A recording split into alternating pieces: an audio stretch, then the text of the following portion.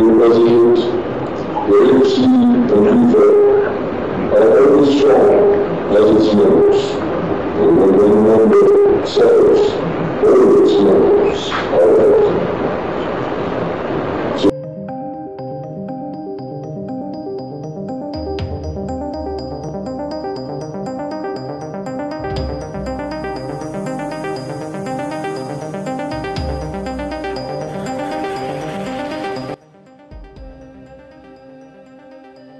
Setelah timnas gugur di perempat final Piala Asia U17, banyak muncul spekulasi alasan timnas kalah dari Korea Utara. Sejak gugurnya timnas Indonesia, banyak para kalangan pengamat mempertanyakan mengapa pertandingan perempat final yang mempertemukan Indonesia dan Korea Utara harus digelar di luar stadion. Namun sebelum kita bahas videonya, mohon subscribe dan like video ini dan nyalakan lonceng notifikasinya, agar kalian selalu mendapatkan informasi menarik seputar timnas Indonesia setiap hari. Jika sudah subscribe, Mimin ucapin terima kasih and mari kita lanjut. Akhirnya AFC beri klarifikasi yang membuat para fans sepak bola tanah air tak merasa puas dengan adanya pertandingan yang tak semestinya harus digelar di luar stadion. Usut punya usut, pertandingan ini sebenarnya tak sesuai jadwal awal. Pertandingan Indonesia versus Korea Utara lebih dipercepat dari jadwal semula yang seharusnya ditayangkan selesai salat maghrib waktu Arab Saudi.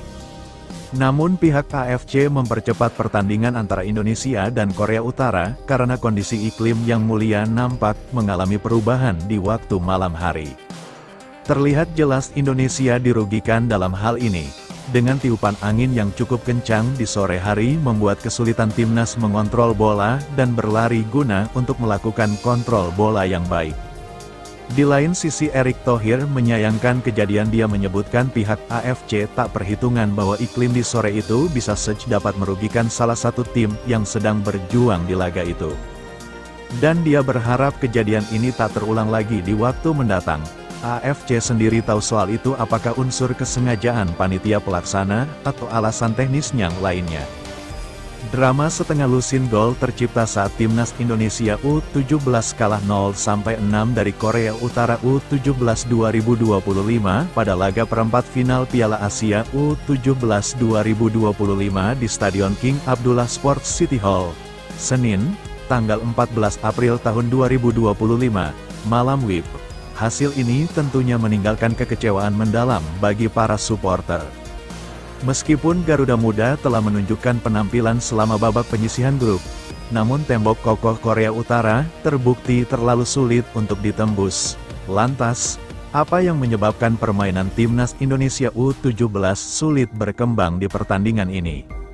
Ada beberapa faktor yang disinyalir menjadi penyebab kekalahan telak tersebut. Salah satu yang paling menonjol adalah mental pemain saat timnas Indonesia U17 untuk pertama kalinya di Piala Asia U17 tertinggal 0-1.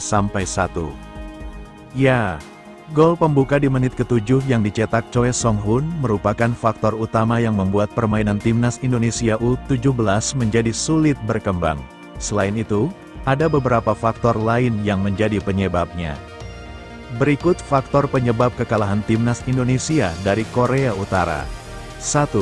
Keunggulan taktik dan disiplin Korea Utara. Korea Utara tampil dengan organisasi permainan yang sangat rapi dan disiplin, baik dalam bertahan maupun menyerang.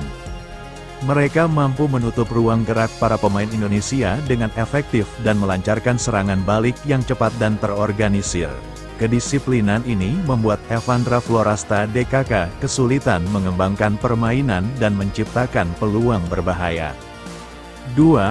Efektivitas bola mati Korea Utara tercatat, ada 3 gol Korea Utara yang dicetak melalui skema sepak pojok.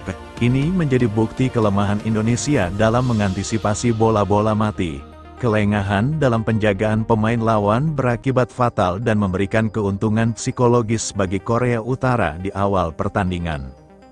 3. Mental yang terganggu setelah kebobolan awal untuk pertama kalinya di turnamen ini, timnas Indonesia U17 harus merasakan tertinggal lebih dulu.